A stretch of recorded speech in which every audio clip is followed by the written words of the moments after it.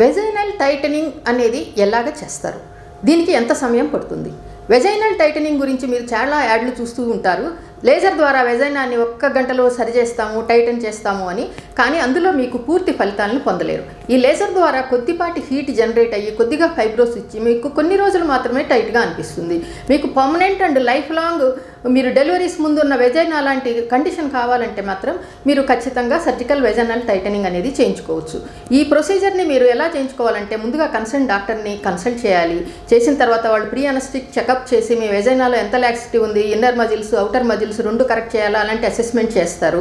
ఇంకా మీకు ఏమన్నా బ్లాడర్ యూరినరీ బ్లాడర్ వీక్గా ఉందా, సిస్టోసీల్ ఉందా అలాంటివి కూడా చూస్తారనమాట.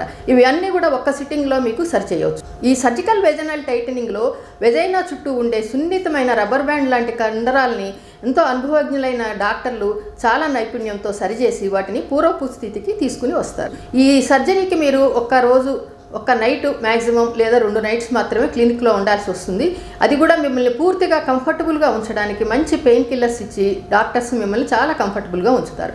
ఆఫ్టర్ 2 డేస్ మీకు పెయిన్ అనేది అస్సలు ఉండదు. మీరు కొద్దిపాటి పెయిన్ కిల్లర్స్ తీసుకుంటే సరిపోతుంది. 1 వీక్లో మీరు పూర్తిగా నార్మల్గా డ్యూటీలకి వెళ్ళవచ్చు. 1 మంత్ తర్వాత మీ వెజైనా పూర్వపు స్థితికి వస్తుంది. నిరభ్యంతరంగా సెక్షువల్ ఇంటర్కోర్స్లో పార్టిసిపేట్ చేయొచ్చు. ఈ సర్జికల్ వెజైనల్ టైటనింగ్ ద్వారా వచ్చే రిజల్ట్ ఏదైతే ఉందో అది మీరు లైఫ్ లాంగ్ ఎంజాయ్ చేయవచ్చు.